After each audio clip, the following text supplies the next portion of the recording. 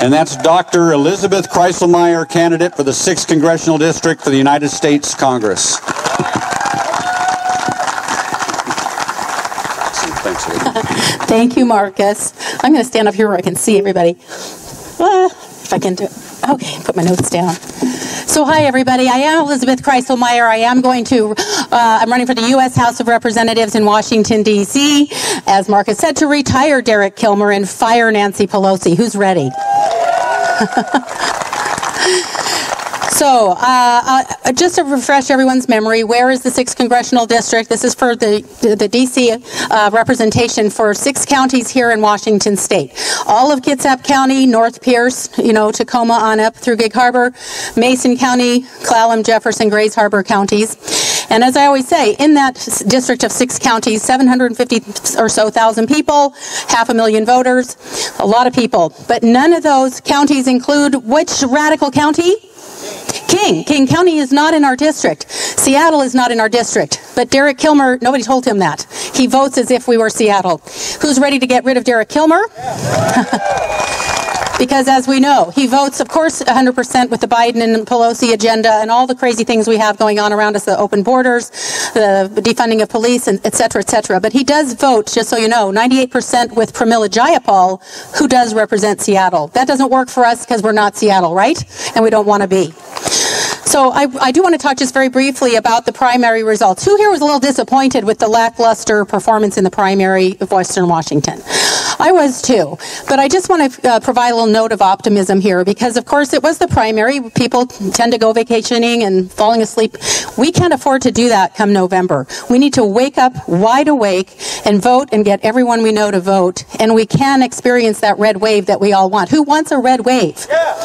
Okay, I do too. And here's my note of optimism here, that we had a red wave in 1994 where we went from in Washington State, or for Washington's delegation to D.C., we went from 8 Democrats and 1 Republican in the U.S. House and 1 Democrat senator to, later, 7 Republicans and 2 Democrats and a Republican senator. We did that in 1994. The conditions are ripe. They're very similar to what they were then. And here's the note of optimism, that we can experience that red wave now if we do what we need to do and get everybody out to vote. But 2 of those seats that we flipped back then happened after the primary and in the general. So there was some lackluster performance there too, but we still came through strong, and that's what we all need to do. So here's the good news. Well, starting with the bad news. The bad news is we have terrible things going on in our country. Would you agree? We have the rising crime from the defunding of the police. We have the educational indoctrination that's driving us all crazy and hurting our kids, and just indoctrinating them, poisoning their minds. We have the rising rampant inflation brought on by all the profligate spending going on, and we have those vaccine mandates and the other encroachments on our constitutional freedoms. That's all the bad news, but that translates to our good news from now until November. It's because we do have the issues, the solutions to those issues on our side. So Derek Kilmer and all the Democrats have their fingerprints all over those issues, and because of that, I'm finding as I traverse 6 of these counties, all 6 counties regularly, I'm finding that I'm getting support not only from our Republican faithful as you are here, and I'm delighted to be with you today, but I'll probably be spending less time with you all in the next couple months and more with folks that normally don't vote our way, but they are now. So I'll give you some examples of that. In the city of Tacoma, we have businesses ravaged by crime, and they're calling the police. They can't come, they can't chase, they can't put people in jail. Democrat business owners are waking up and they're voting Republican, and they haven't before. Educational, we saw what happened in Virginia. That can happen here too. We've got a lot of angry parents about what's going on in the education system with the indoctrination and the failure of our kids through the Zoom remote learning brought about by the shutdowns. And then, of course, the inflation. We're all paying for paying at the pump and at the grocery store. I've got a lot of students, college students, interested in voting our way now because they can't afford to go anywhere in their car. They don't want to pay $6 a gallon. And then the medical mandates. I've had Democrats not only participating in fundraisers, but throwing fundraisers for me as a Republican because they lost their jobs or they know people who have. So these, and then most recently, anybody see Tucker Carlson yesterday? There's a woman named Julie Jamon. She's in our district. She's in Port Townsend up in Jefferson County. She was an 80-year-old woman who was tossed out, and she's a Democrat, thrown out of the YMCA locally up there because she objected to the presence of a biological man in the restroom with her in the bathroom while she was taking a shower. Anybody heard of that?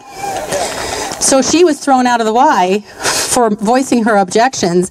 So I participated at the request of some local activists. I've been working on this issue for a while with some Democrat radical feminists, of all people who are supporting me now, probably don't agree with me on much else, but they agree with me on this, that the transgender ideology, that agenda, is not only an affront to kids' safety and parental rights, but it's an assault on women's rights and women's safety. So I was there participating in basically a press conference for that, and because we were being shouted down and bullied and intimidated by just swarms of activists, some of whom were bussed in. This was like the Antifa type crowd, bussed in from Portland or from Seattle all the way to Port Townsend to drown us out and try to intimidate and silence us. But guess what? We're not going to be intimidated. We're not going to be silenced. And the person who organized that rally is a Democrat herself with a following of 15,000 people and growing every day because she's helping in this issue. She's all about getting me elected. I've got a lot of support coming from the middle and from the people who are not hardcore Marxists, that are just normal people. They've been Democrat in the past. They're beginning to have this,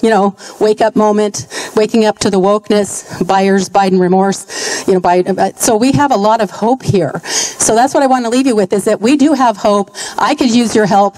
Who's ready to help me clean up the house in D.C.?